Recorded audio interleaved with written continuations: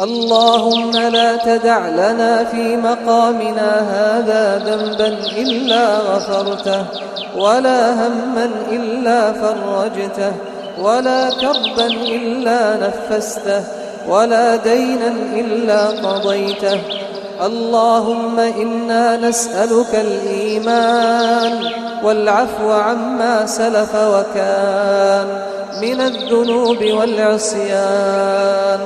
اللهم إنا نسألك إيمانا لا نفاق بعده، ويقينا لا شك بعده، وإخلاصا لا رياء بعده.